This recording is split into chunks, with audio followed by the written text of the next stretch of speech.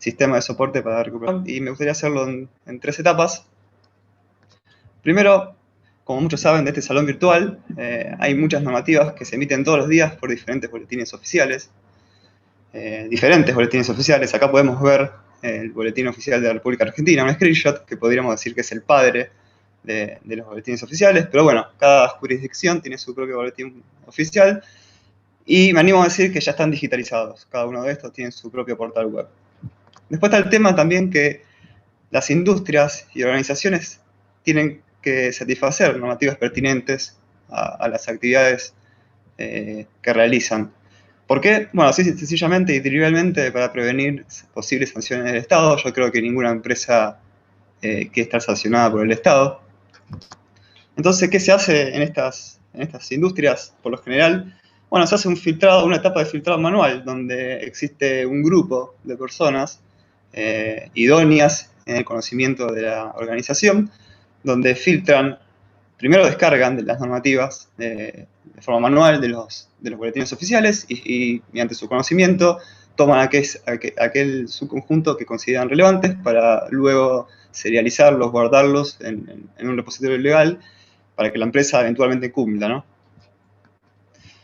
Esta actividad tiene un nombre, no existe todavía una definición teórica sobre esta actividad, pero tiene un nombre que se llama matricialidad legal. Y la podemos ubicar entre 2 grandes conjuntos. Uno es Legal Tech y el otro es RegTech. Creo que el Legal Tech, la mayoría de las personas en este simposio ya saben lo que es, pero es la aplicación sencillamente de tecnología, por lo general a documentos, no solamente a normativas, sino puede ser a contratos, etc. ¿Para qué? Para brindar soporte en la toma de decisión legal. Y también está RegTech, que es muy interesante, está muy en auge, es la aplicación de tecnología para monitorear la regulación. Con esto que se quiere hacer es reducir riesgos corporativos y también descubrir oportunidades de negocios. Y no realizar esta actividad puede ocasionar problemas. Acá hay un ejemplo de una noticia de septiembre del año pasado, donde la ANMAT empezó a evaluar una fábrica de alfajores muy conocida, que tal vez muchos de nosotros comemos, y decidió de un día para el otro dejar de que la empresa esta tenga que dejar de comercializar alfajores. ¿Por qué? Porque no cumplía con una normativa recién publicada en el año 2010. Y esto fue en el año 2019. Es decir, la empresa o no sabía que no estaba cumpliendo esta normativa, o tenía una actividad de matricialidad legal muy blanda, o no la estaba realizando del todo.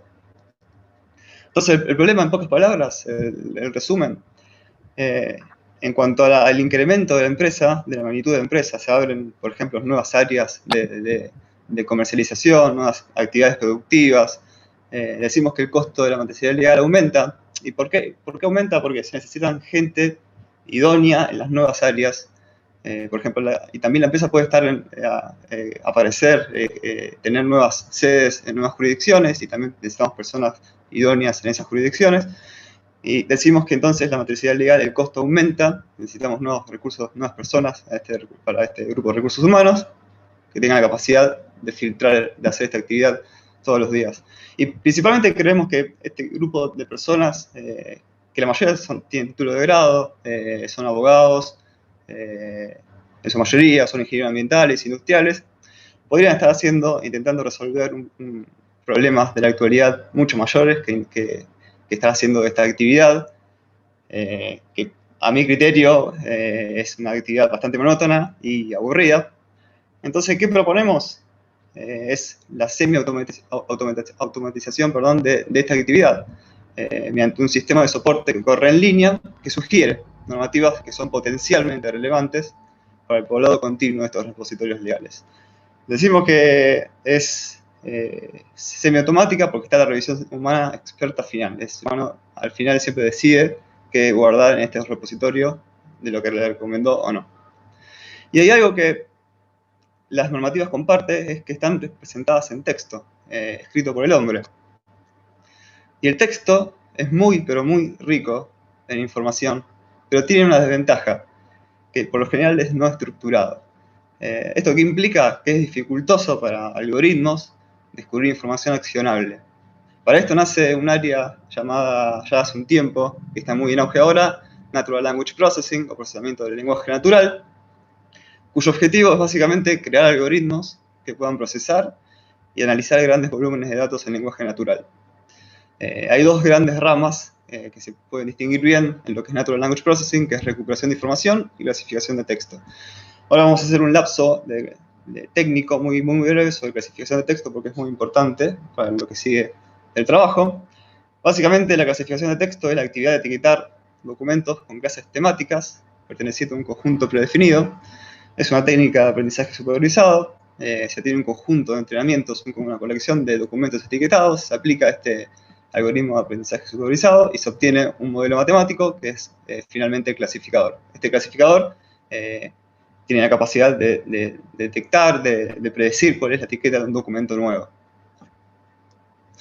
Y en la práctica, por lo general, se comienza siempre con el problema de la clasificación binaria de texto. Pero bueno, por lo general, y casi siempre en la recuperación de información, tenemos más de dos clases, y sus clases no son mutuamente excluyentes. Es decir, un documento puede pertenecer a varias clases, a una sola o a ninguna. ¿Cómo se intenta solucionar, cómo se soluciona esto en la práctica y en la teoría? En la práctica es mediante el aprendizaje de un clasificador binario de texto para cada clase C perteneciente a este conjunto de clases, y dando una observación nueva, un documento nuevo de prueba, se aplican los n clasificadores aprendidos para cada uno de forma separada.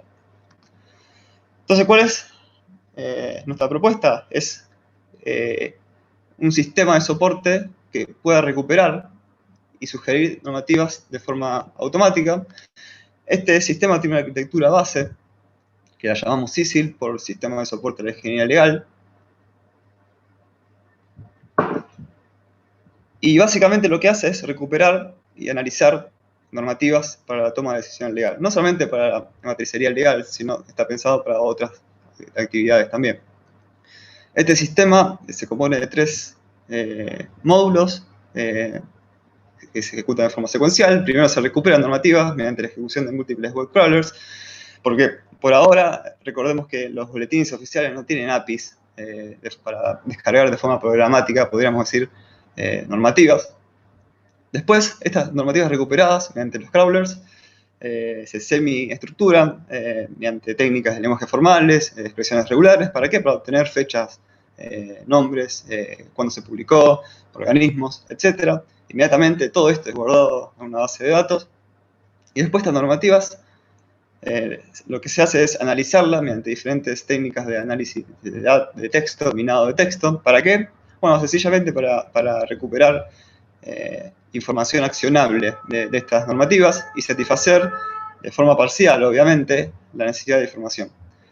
Esta información es consumida por el usuario en una aplicación final, y el usuario acá, como se nota en el dibujito, puede brindar su feedback de forma explícita o implícita acerca de la calidad de los resultados retornados. ¿Para qué? Bueno, sencillamente para reentrenar, por ejemplo, modelos de Machine Learning en el módulo de análisis, y brindar en el futuro eventualmente mejores datos, mejor información de calidad. Pero volvamos a la problemática nuestra, que era la matricidad legal en una empresa. ¿Y cuál es su necesidad de información? Bueno, básicamente es obtener normativas potencialmente relevantes con respecto a la actividad productiva de esta empresa. Como podemos ver acá, esta necesidad de información es pero muy abstracta, muy abstracta. Pero bueno, primero, antes de seguir con el módulo de análisis de SISIL, ¿qué es lo que hace este módulo de análisis? De cierta forma se necesita representar la actividad productiva de la empresa. ¿Qué hace la empresa? ¿Cómo lo representamos? Bueno, en este paper se propone crear un perfil, acá se llama Omega E, donde tiene estas características de la actividad productiva. Esto es muy desafiante, crear este perfil. Por lo tanto, SISIL lo que hace es tomar este perfil y brindar normativas que sean potencialmente relevantes para la matricería legal. Muy brevemente, lo que se propone en este paper para construir este perfil Omega, que es la actividad productiva, mediante la aplicación del Tesauro de Derecho Argentino, que fue escrito por el SAIG ya hace unos años. ¿Cómo se emplea? Bueno, el sistema CICIL lo que hace es proveer al usuario experto que utiliza el sistema CICIL mediante ramas del derecho a las cuales la empresa estaría eventualmente interesada. Por ejemplo, si tuviésemos una industria aceitera, la rama del derecho ambiental es sumamente importante y el administrativo, perdón, también. Entonces, esa es una primera etapa. En la segunda etapa, se quiere hacer un refinamiento de esto, porque imagínense, una empresa, una industria aceitera tal vez está interesada en las normativas, en recuperar normativas del derecho ambiental, pero principalmente en tópicos más específicos que son desechos peligrosos. Entonces, lo que se hace en una segunda etapa es, bueno, intentar refinar esta noción de los dominios, de los derechos seleccionados previamente.